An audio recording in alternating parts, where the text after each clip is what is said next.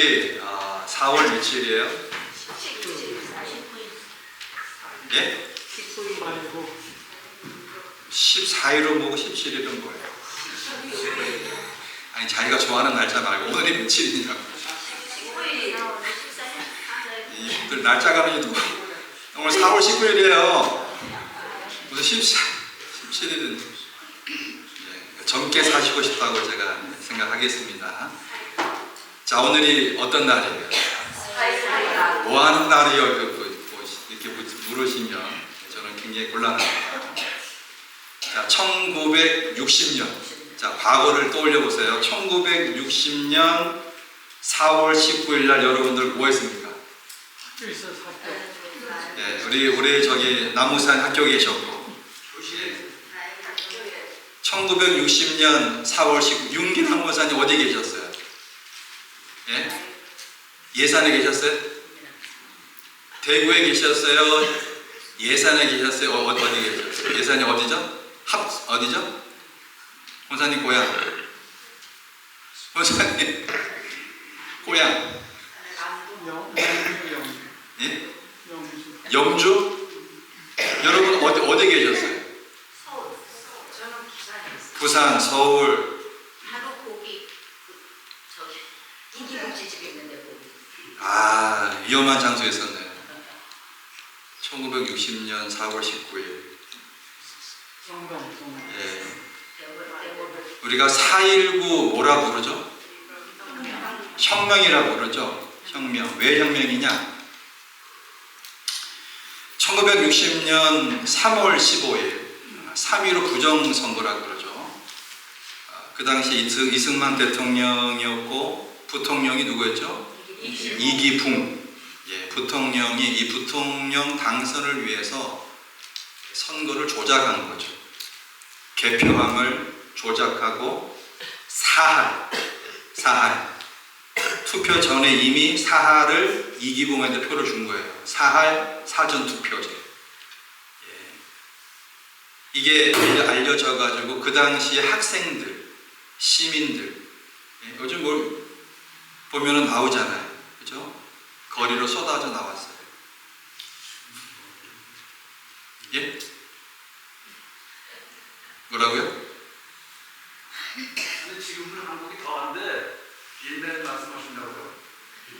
예. 지금 말씀을 하는 거예요. 역사적 사건을 말씀하는 거예요. 예. 여러분 판단을 제가 얘기하는 게 아니라 그 당시에 혁명이 일어났다 그 말이에요. 부정선거로 인해서. 근데 그 당시에 오늘 4.19니까 제가 말씀을 드리는 거예요. 역사적 사실을 똑바로 알아야죠. 자, 그러면 그때 그 당시에 여러분 몇 명 죽었는지 모르시죠? 학생, 시민 합쳐서 몇 명 죽었을 거예요. 그 당시에. 경찰의 무자비한 발포로 인해서 약 186명이 죽었어요. 부상자가 한 6천 명 돼요. 몰랐죠, 여러분? 학생, 시민, 아무런 정치와는 전혀 상관이 없는 무고한 시민들이라고. 근데 4.19 당일에만 서울에서 한 130여 명이 죽어요. 무자비한 발표를 했다는 거죠. 그래서 이제 그달 4월 26일쯤에 이제 이승만 대통령이 하야합니다. 대통령께서 내려온 거죠. 그리고 6월 15일쯤에 제2공화국이 들어서게 됩니다. 윤보선 총리가 되어서 들어오게 되죠. 한국 사회에 아주 역동적이고 격동의 시기였어요. 아직 민주주의가 제대로 정립되지 않은 상태에서 여러 가지 아픈 일들이 사람이 죽어 지방에 계신 분들은 모르겠습니다만 서울에 계신 분들은 바로 이기붕 씨 옆집에 계셨다니까 그 상황들에 대해서 거리로 쏟아져 나온 그 상황들을 여러분 아실 거예요. 그렇게 이 기가 들어선 다음에 그 다음 해 1961년 5월 16일 우리가 소위 말하는 5.16 혁명이 일어나죠. 박정희 소장에 의해서. 그렇죠? 그 60년, 61년 그때 아주 격동적인 이 한국 사회 한가운데에 아마 많은 분들이 계셨을 거라고요. 우리가 4.19를 잊으면 안 돼요. 그러니까 민주주의의 기본적인 것들에 대해서 민주주의는 기본적으로 뭘로 뽑아요? 투표잖아요, 투표. 그죠? 부정선거 안 되잖아요, 그죠? 모든 국민이 한 표씩 투표를 행사해야 되는 거예요. 이거는 여야, 뭐 좌우, 이거는 따질 게 아니잖아요, 그죠? 공정한 선거는 기본이에요. 그 민주주의가 제대로 지키지 않으니까 학생과 시민들이 그만큼 희생을 한 대가가 바로 4.19 혁명이라 그 말이에요. 학생들요 많이 다치거나 죽었어요, 그 당시에. 학생들 특히 고려대 학생들, 이거 기사를 읽어보시면 알겠지만 순수하잖아요, 순수하게. 민주주의는 누구나 공정하게, 공평하게 1인 1표. 사흘을 미리 투표제를 집어넣어놓고 그게 말이 돼요, 그게? 부정선거지. 말도 안 되는 그 일들을 행했단 말이에요. 그러니까 기본과 상식이 깨지는 사회는 어떻게 된다? 항상 아픔을 겪는다. 교회도 마찬가지입니다. 가정도 마찬가지고요. 가정의 상식은 뭐예요? 남편과 아내가 서로를 존중하는 거죠. 한쪽이 바람나 보세요. 그 가정이 유지될 수 있어요, 없어요? 안 돼요. 그죠? 이게 기본이라고요. 상식이라고요. 가정에서의 상식, 교회에서의 기본과 상식은 뭐예요? 교인의 의무, 그죠? 우리가 하나님께 받은 소명을 잘 감당하는 거죠. 우리가 교회 왜 오는 거죠? 왜 오는 겁니까? 사업하려고 오는 게 아니에요. 인간관계를 통해서 뭐 나의 이득을 얻기 위해서 이곳에 오는 게 아니에요.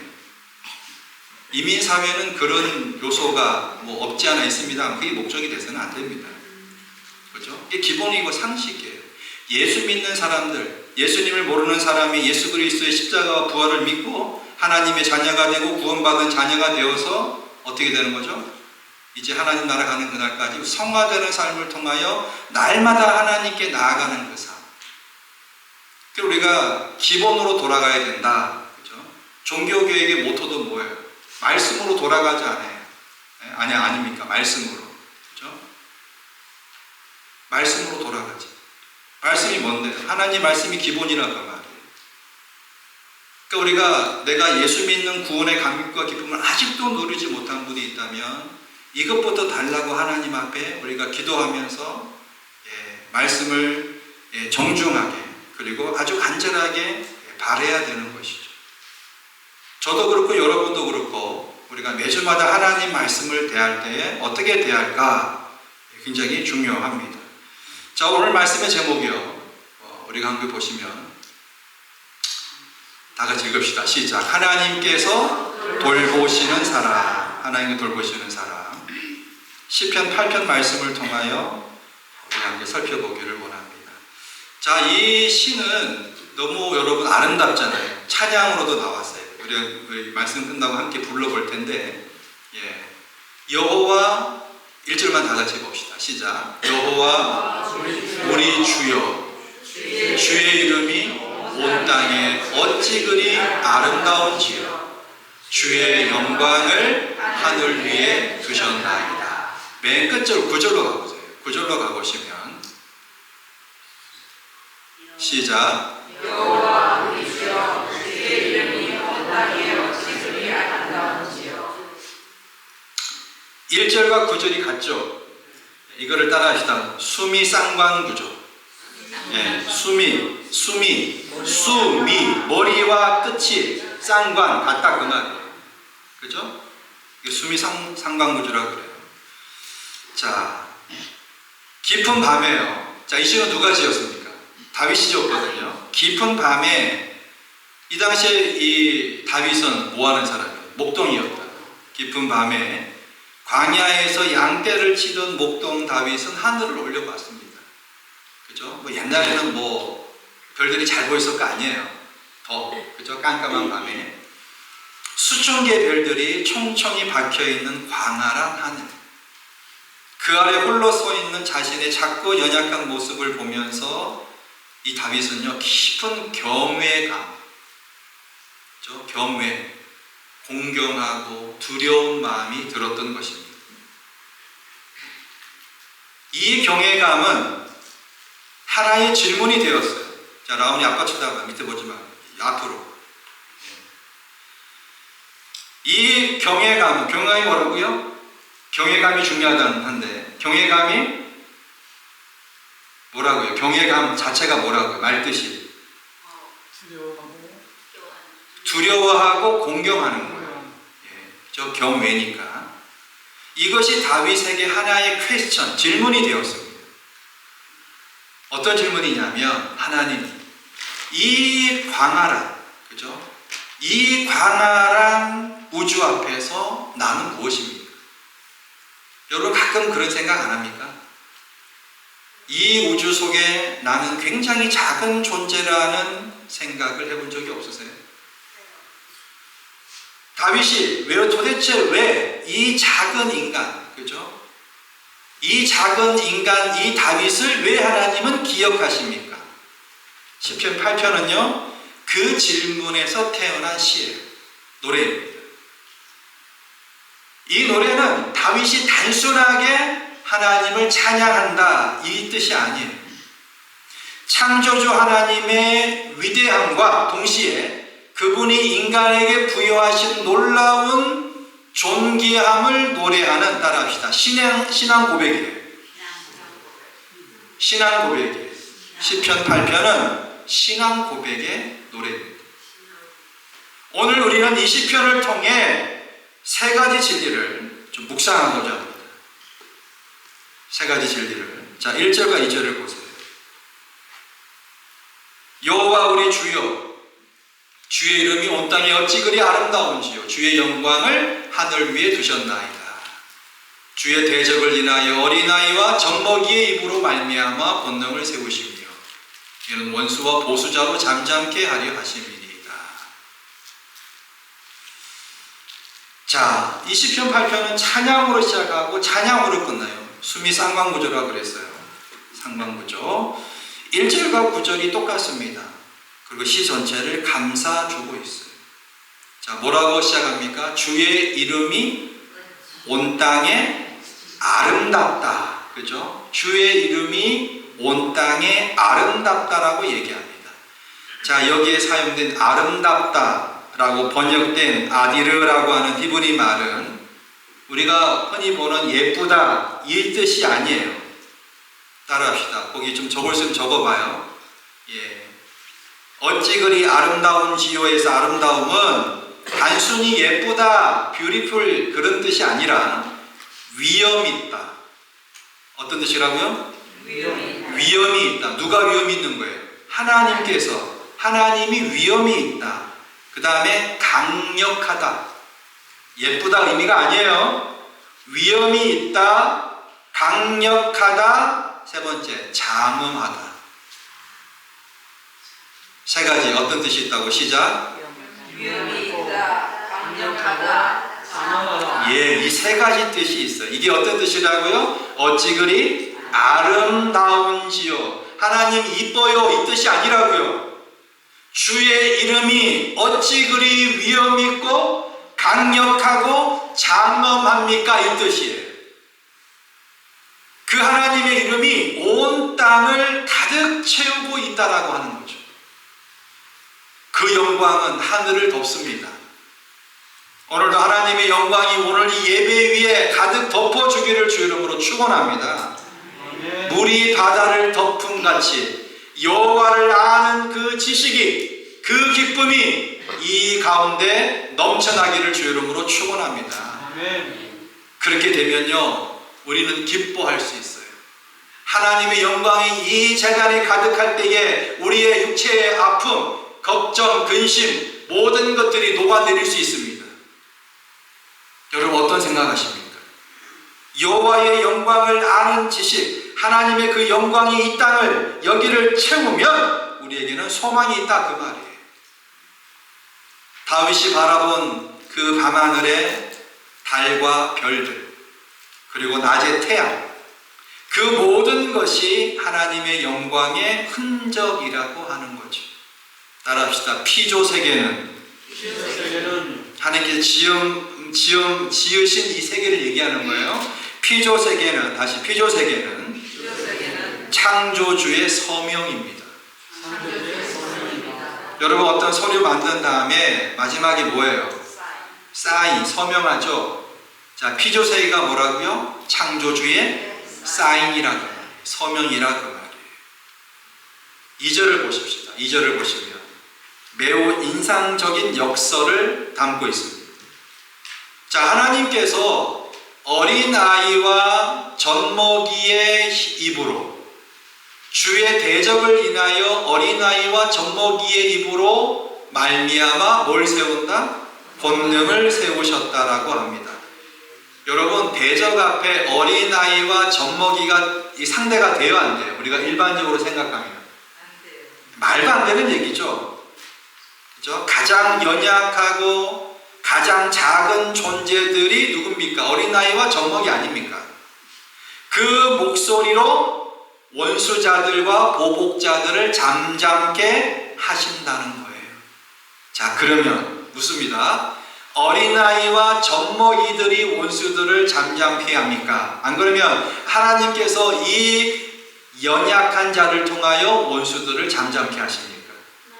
하나님께서 누가 하신다는 거예요? 하나님께서 하신다는 거예요. 따라서 이것이 하나님의 방법이에요. 이것이 무슨 방법?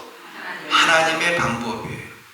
하나님이 이 세상을 구원하기 위한 방법은 힘과 무력과 억압에 의해서가 아니라 하나님이신 예수 그리스도를 어디에? 십자가에 못 박히게 하신 것으로, 세상 사람들이 보기에는 가장 연약하고 가장 비굴하고 가장 처참한 방법으로 하나님은 이 세상을 구원하시기로 작정하신 거예요.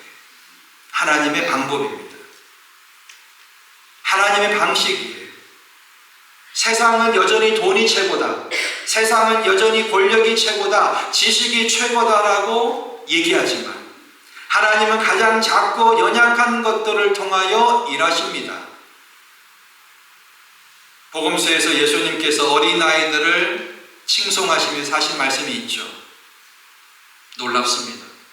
연약한 어린아이들과 같이 되어야 된다라고 말씀을 합니다. 그럼 제가 사진 한 장 보여드릴 텐데요. 허블 딥필드라고 하는, 허블 울트라 딥필드라고 하는 사진입니다.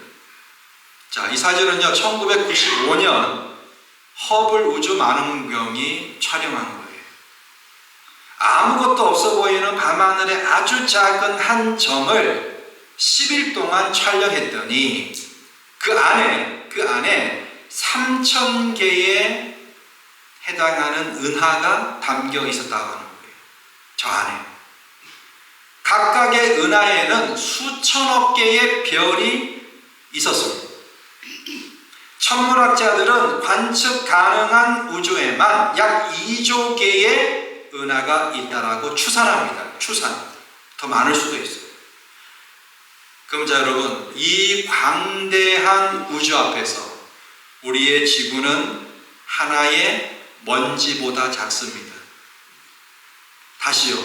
이 광활한 우주 안에서 우리의 지구는 먼지보다 작아요. 그러면 지구 안에 있는 우리는 어떤 존재입니까? 그럼에도 불구하고 하나님은 창조 전체에 자신의 이름을 새겨두셨고 그 모든 것이 그분의 영광을 선포하고 있습니다. 이것이 다윗이 느꼈던 바로 경외감이에요. 그렇죠? 놀랍습니다. 자, 3절을 볼게요. 이 아주 작고 미약한 인간을 기억하시는 그 하나님. 3절을 보겠습니다. 시작. 주의 손가락으로 만드신 주의 하늘과 주의 베풀어 두신 달과 별들을 내가 보오니. 4절. 사람이 무엇이간데 주께서 저를 본고하시나이까. 3절에서 다윗은 우주적 규모 앞에서의 질문을 합니다. 자, 주의 손가락으로, 이건 하나님을 의인화시킨 거예요. 주의 손가락, 하나님 만드셨다 그거예요. 만드신 주의 하늘과 주께서 베풀어 두신 달과 별들을 내가 보오니 라고 노래합니다. 자, 우리가 창세기에서 해, 달, 별을 하나님께서 며칠째에 만드십니까? 해, 달, 별. 해, 달, 별. 예? 창조 며칠?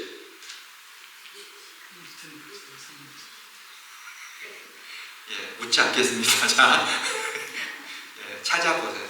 해달별. 예, 5일째일 거예요. 5일째. 해달별을 만드셨어요. 그렇죠? 자, 여기서 주목할 표현이 바로 손가락이에요. 손가락. 자, 하나님께서 하늘을 만드실 때, 자, 손가락. 예, 여러분, 우리가 힘을 다하려면 어때요? 무거운 거 들 때, 어때요? 우리가 물건을 들 때 어떻게 듭니까? 손가락으로 들어요? 촬영하는 사람들 말고. 보통 사람들은 손가락으로 안 들죠? 힘을 다하여 중심을 실어서 물건을 듭니다. 근데 손가락으로 든다고 하는 것은 하나님께서 만드실 때, 하늘을 만드실 때 전력을 다하지 않으셨다는 거예요. 최상의 100%로 하지 않으셨다는 걸 얘기합니다. 그렇다고 해서 불성실하거나 허술하게 지었다 그 말이 아니에요. 그저 손가락으로 빚으신 것입니다. 이 말은 하나님의 무한하신 능력 가운데 어때요? 하나님은 말씀으로 뭘 만드셨어요? 천지를 창조하셨잖아요. 사람 빼고. 그죠? 말씀으로. 그 손가락으로 만든 작품이 저 광대한 우주라고 하는 거예요. 그래서 4절에 질문을 던집니다. 그 광경 앞에서 다윗은 자연스럽게 4절에 질문을 던져요. 자, 사람이 무엇입니까? 주께서 저를 본고하, 이 무슨 말이에요? 주께서 그를 생각하십니까? 이 뜻이에요. 사람이 무엇인데? 그죠? 우주에서 지구가 먼지만한데, 먼지만한 이 지구 안에 있는 우리가 뭔데? 우리를 생각하시고, 인자가 무엇이기에 주께서 그를 돌보십니까? 즉, 하나님께서 우리가 뭔데? 우리 인간이 무엇인데 생각하시고, 우리를 돌보십니까? 그 얘기예요. 여러분, 이 사실만 깨달아도 우리는 절대 어긋난 길로 갈 수 없어요. 하나님 떠날 수 없습니다. 우리가 무엇인데? 우리가 무엇이간데? 하나님께서 우리를 사랑하시고 우리를 돌보시고 우리를 생각하십니까? 그 질문이에요. 문득문득 우리가 하나님을 원망하고 싶은 생각이 들 때가 있잖아요. 없어요? 근데 하나님께서 나를 생각하시는 그 부분을 다윗과 연결시켜서 보면 어떻습니까? 우리를 사랑하시는 그 하나님이 대단하시다는 사실을 알 수가 있습니다. 말 그대로 따라합시다. 경이한 질문이에요.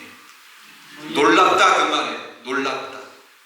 저 광대한 우주를 만드신 하나님이 왜 이토록 작은 나를 기억하십니까? 하나님은요, 기억하시고 돌보시는 하나님이세요. 성경이 뭐라고 얘기합니까? 부모는 나를 낳은 부모는 혹시 그러지 않아요. 근데 혹시 나를 잊을지라도 하나님은 우리를 기억하시고 돌보시는 분인 줄로 믿습니다. 생각하시며 돌보시나이까에 해당하는 이 히브리어 동사가 매우 친밀하다, 그리고 매우 세심하다, 관심이 많다, 이런 표현을 하고 있어요.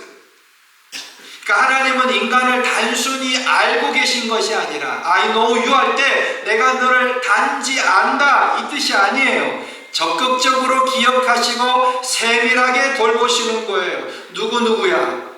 너의 아픔, 너의 기억, 네가 간구하는 것, 너의 소망, 내가 너를 가장 잘 안다라고 하나님은 말씀하시는 게 바로 뭡니까? 하나님이 나를 안다 그 말이에요. 할렐루야. 성경에 나타난 하나님의 독특함이에요. 자, 우주를 창조하신 분이 따라서 나의 머리카락을 세십니다. 따라서 몇 가닥 남지 않는 머리카락도 하나님은 그 뿌리까지 세십니다. 왜 아멘이 없어요? 우리는 모르잖아. 이 머리 안에 있는 뿌리는. 그죠? 하나님은 머리카락도 세십니다. 나의 눈물을 병에 담으시는 분. 시편 56편. 나의 이름을 하나님의 손바닥에 새기신다고 합니다. 이사야 49장. 다시요, 하나님은 머리카락을 세시고 나의 눈물을 담으시고 나의 이름을 손바닥에 새기시는 분입니다. 할렐루야. 무한하신 분이 유한한 나를 개인적으로 사랑하시는 거예요. 사랑하시는 거예요. 2011년 동일본 대지진 때 말이에요. 쓰나미로 집이 완전히 무너진 진해 속에서, 그 잔해 속에서 한 어머니가 발견되었습니다. 그 어머니는 자신의 몸으로 아기를 감싸 안은 채 죽어 있었어요. 품 안에는 3개월 된 아기가 있었는데 기적적으로 살아났습니다. 구조대원이 아기를 꺼내자 아기의 손에 쥐어진 이 휴대폰 문자 메시지가 발견되었어요. 그 안에는 뭐라고 적혀 있었냐? 만약 네가 살아남는다면 엄마가 얼마나 너를 사랑했는지 기억해줘. 수천 명이 죽어가는 재난 속에서도 그 어머니의 마음에는 오직 자신의 아이만 가득했습니다. 이것이 부모님의, 엄마의 마음이라면 하나님의 마음도 이와 같다라고 하는 거예요. 수억 개의 은하가 탄생하고 소멸하는 그 광대한 우주 속에서도 하나님의 마음에는 여러분으로 가득 차 있음을 믿으시기 바랍니다. 그래서 인간에게 주시는 놀라운 존귀함이 있어요. 5절을 보십시다. 5절을 보시면 시작. 저를 천사보다 조금 못하게 하시고 영화와 존귀로 관을 씌우셨나이다. 자, 하나님은 하나님보다 조금 못하게 하셨다, 그 말이에요. 5절은 성경 전체에서 가장 놀라운 선언 중에 하나입니다. 그를 하나님보다, 그죠? 천사보다, 오문은 하나님보다 이렇게 나와요. 하나님보다, 천사보다 조금 못하게 하시고 뭐로 관을 씌우셨다? 영화와 존귀로 관을, 누구에게? 우리 인간에게, 다윗에게, 그죠? 히브리어 원문에 보시면 하나님으로 번역된 단어가 엘로힘인데, 엘로힘 70인령 여기서는 천사들 엔젤스로 번역했습니다. 인간은 모든 피조물 중에서 가장 높은 위치에 창조된 존재예요. 하나님의 형상, 이마고 데이라고 하는 이 하나님의 형상으로 지원받은 인간은 피조 세계 안에서, 따라합시다, 특별한 지위를 나타냅니다. 어떤 지위요?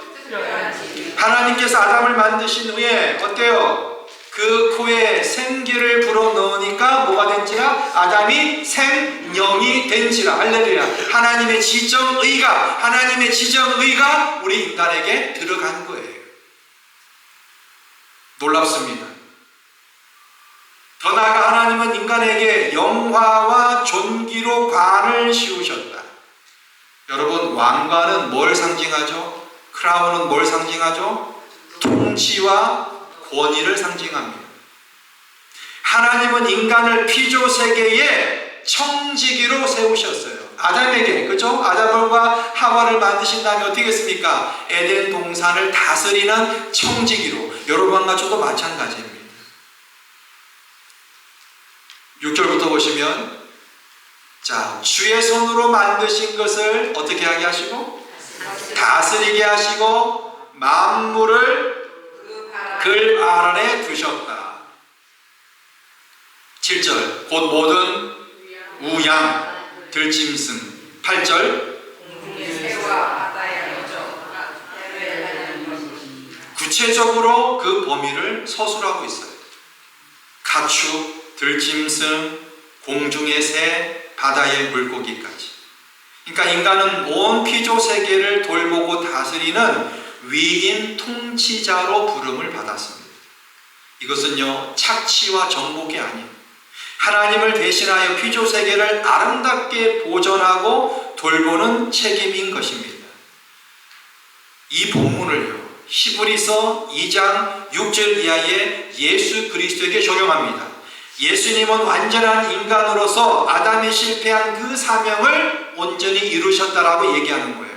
우리는 예수 그리스도 안에서 잃어버린 인간의 존귀함을 회복합니다. 이렇게 성경은 얘기합니다. 자, 이 사람이 누구일까요? 사진 한번 띄워주시기 바랍니다.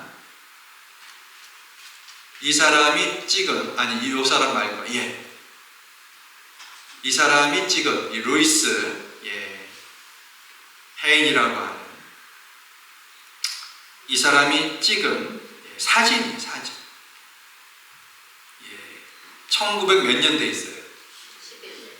1912년, 1908년 미국의 대경제공황이 왔을 때에 공장에는 저런 어린 아이들이 공장에서 일을 했다고요. 루이스 하인이 유명한 사진 작가인데 20세기 초 미국에서 일어났던 이 아동 노동이 성행했던 시절에 특별히 이 하인은, 이 작가는 광산과 공장에서 일하는 어린 아이들의 사진을 찍어서 전국에 알렸습니다. 그의 사진 한 장 한 장에는 그 아이들이 단순한 노동력이 아니라, 여러분 저분들도, 저 아이들도 어때요? 꿈을 가진 하나님의 형상을 지닌 존재들임을 드러내는 힘이 있다라고 하는 거예요. 저 사진들은 결국 미국의 아동노동법 개정을 이끌어냈습니다. 요즘 저렇게 하면 난리 나죠? 어린아이들 저렇게 못하잖아요, 요즘은. 저 때는 저렇게 했다고요. 이 하이스의 사진이 노동법 개정을 이끌어냈고요. 인간의 존엄성은 그냥 생겨난 것이 아니라고 하는 거예요. 인간이 하나님의 형상으로 창조되었다는 진리 위에 인간 존엄성의 기초가 놓여 있습니다. 시편 8편이 바로 그 진리의 원천이라고 하는 거예요. 자, 그렇다면은 오늘 우리의 삶을 어떻게 바꿔야 하는가? 오늘 우리의 삶을 따라합시다. 하나님을 경외하는 삶을 살아야 합니다. 시편은, 이 8편은 우리를 하나님을 경외하는 것으로 이끕니다. 자, 저 광대한 우주를 뭘로 빚으셨다고요? 손가락으로 지으신 하나님. 우리는 그분 앞에 마땅히 경외감을 가져야 합니다. 현대인들은 너무 쉽게 하나님을 자신의 필요를 채워주는 도구로 여깁니다. 그런데 시편 8편에서 다윗은 광야의 밤하늘 아래에서 그 거대한 존재 앞에 압도되어서 고개를 숙였습니다. 하나님의 영광이 여러분들을 덮을 때에 우리는 그 영광에 압도되어 그분 앞에 무릎 꿇기를 주 이름으로 축원합니다. 머리를 숙이고 나를 구원하시고 이 만물을, 우주를 만드신 그 하나님 앞에 압도되는 놀라운 경외감을 갖는 저와 여러분이 되기를 원합니다. 또 중요한 것이 뭐냐면, 따라합시다. 나 자신의 존귀함을 받아들이는 삶이 중요합니다. 자, 나 자신의 뭐를요? 내 자신이 존귀하다, 그 말이에요. 왜 존귀합니까? 하나님께서 나를 만드셨기 때문에. 우리는 아무렇게나 버려지는, 아까 하인스 하인의 그 사진처럼 저 어린 아이들이 노동력 착취를 당해서 저렇게 쓰다가 버려지는 존재가 아니라고 하는 거예요. 여러분이 어떤 삶을 살아오셨는지 모릅니다. 어떤 분은 가정 형편이 어려워서, 안 돼서 여러 가지 개인적인 사정이 다 있을 거예요. 근데요, 하나님은 말씀에서 내 자신은, 따라합시다. 나는 존귀한 하나님의 자녀다. 못 배우거나 없거나 병들었거나 그거 상관없이 우리 자신은 하나님의 어떤 존재? 존귀한 자녀라고 하는 거예요. 많은 사람들이 자신을 가치 없다라고 여기며 살아갑니다. 실패와 상처와 죄책감이 짓누릅니다. 그러나 하나님은 여러분들에게, 자, 따라합시다. 영화와 존귀로 왕관을 씌우셨어요. 누가 씌우셨다고요? 하나님이. 자, 하나님이 너는 존귀한 자다라고 하는데 나는 아닙니다 라고 얘기할 수 있어요, 없어요? 그렇게 얘기하면 안 돼요. 하나님이 여러분을 어떻게 보시는지 우리는 받아들여야 돼요. 여러분은 하나님의 형상으로 지음받은 우주에 하나밖에 없는 존귀한 존재임을 믿으시기 바랍니다. 따라하세요. 자, 자기 가슴을 치면서 나는 존귀한 하나님의 자녀야. 시작. 나는 존귀한 하나님의 자녀야. 예. 그 다음에 또 생각해야 될 게 피조 세계를 돌보는 책임 있는 삶을 살아야 됩니다. 그죠? 피조 세계. 하나님 천지를 만드셨는데 피조 세계를 우리가 돌보는 책임 있는 삶을 사셔야 돼요. 시편은 8편은 오늘 우리에게 피조 세계를 책임 있게 돌보라고 촉구합니다. 우리가 교회에서 자녀를 낳으면 그 자녀를 어떻게 합니까? 돌보죠. 돌보죠. 어릴 때 기저귀 갈아주고 배고플 때 젖 먹이고 맘마 먹이고, 그죠? 개들이 독립할 때까지 어떻게 합니까? 잘 키워야 되는 거예요. 잘. 사람마다 잘은 뭐 다르겠지만, 그죠? 어쨌든 주어진 환경 내에서 어때요? 최선을 다합니다. 마찬가지예요. 여러분, 다스림은 착취가 아니에요. 하나님을 대신하는 청직이 우리가 잠시 맡아 있는 거예요. 자연을 아끼고 보존하는 것이 우리의 부르심입니다. 이 시대의 환경 문제, 생태계 위기가 심각해지는 것은 뭐예요? 인간이 이 청지기의 자세 대신에 어때요? 다 내 것이라고 하는 오만한 그 마음으로 서 있기 때문에 나타난 결과입니다. 시편 8편은 우리를 하나님의 원래 부르심으로 돌아오게 합니다. 아까 우리 사진 잠깐 봤죠? 그 잘생긴 분 한번 보겠습니다. 자, 이름이 누굽니까? 한번 읽어보세요. 시작. 이분이 누구일까요? 우주복 입고 있으니까. 자, 아폴로 몇 호? 자, 11호, 12호, 13호, 14호. 11호. 땡. 아폴로? 예. 14호. 아폴로 14호 우주 비행사였던 이 에드거 미첼이라고 하는 분이, 자, 이제 달 탐사를 끝내고 지구로 돌아올 때 귀환하던 도중에 우주선 창문 너머로 지구와 태양과 별들이 함께 보이는 광경을 목격했어요. 그 순간 그는 그 광경 앞에 압도되었다라고 고백합니다. 그는 후에 이렇게 얘기합니다. 자, 우주에서 지구를 바라볼 때 모든 것이 연결되어 있다는 것을, 그리고 이 모든 것을 설계한 분이 계시다는 것을 뼛속 깊이 느꼈다. 누가 한 얘기를 하고요? 저분이 한 얘기를 합니다. 저분이. 뼛속 깊이 이 우주를 설계한 분이 계시다라는 것을 나는 느꼈다. 뼛속 깊이. 이렇게 고백했습니다. 이분이 과학자거든요.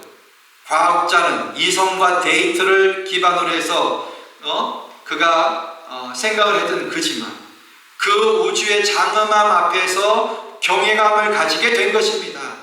다윗은 수천 년 전에 이미 이 에드거 미첼이 느꼈던, 우승 안에서 느꼈던 이 감정을, 영광 하나님 그 영광의 감정을, 경외감의 감정을 경험했다라고 하는 거예요.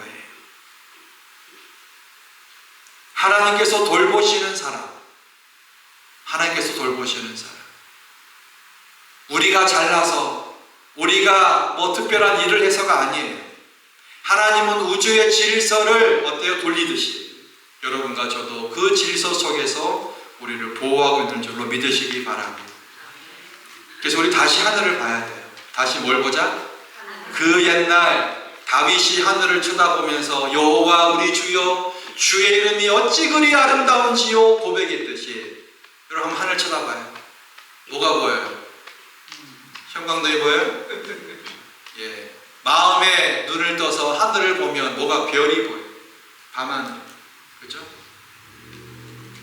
여러분도 다윗처럼 하늘을 바라보셔야 돼요. 그 수많은 별들, 그 수많은 우주의 것들 손가락으로 빚어주신 하나님이 동시에 여러분의 이름을 기억하신답니다. 여러분을 돌보시고 여러분에게 영화와 존귀로 왕관을 씌우셨다고 합니다.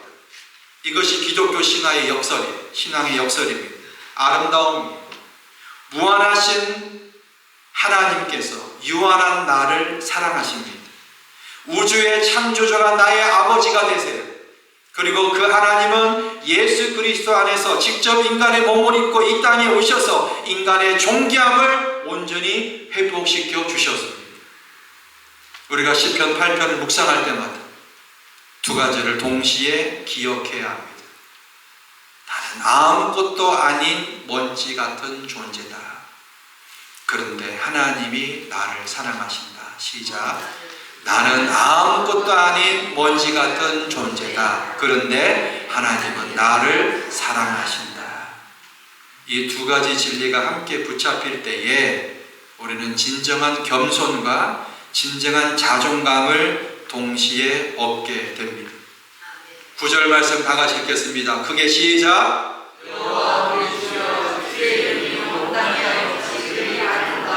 우리 찬양하면서 기도하기 원합니다.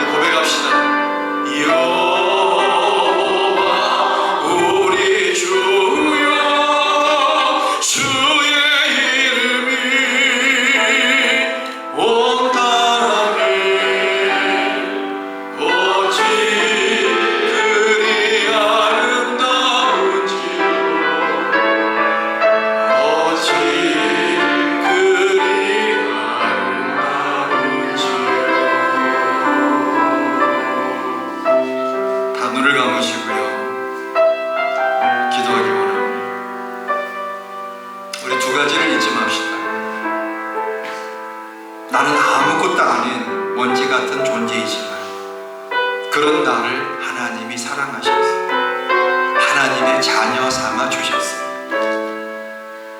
우리가 하나님의 손에 붙잡힐 때에 우리는 진정한 겸손과 진정한 자존감을 동시에 회복합니다. 오늘 이 고백이 우리 평생에 쏟아지기를 원합니다. 여호와 나의 주여, 주의 이름이 온 땅에 어찌 그리 아름다운지. 우리 다 같이 주여 부르짖고 기도하겠습니다. 주여, 하나님 감사합니다. 나는 아무것도 아닌 먼지 같은 존재임을 고백합니다. 그런 나를 사랑하시는 주님을 고백합니다. 주여, 우리에게 겸손과 자존감이 회복되어 하나님께서 이 땅을 만드시고 나를 사랑하시고 예수님을 통하여 하나님의 자녀가 되게 하신 그 은혜에 감사를 드립니다.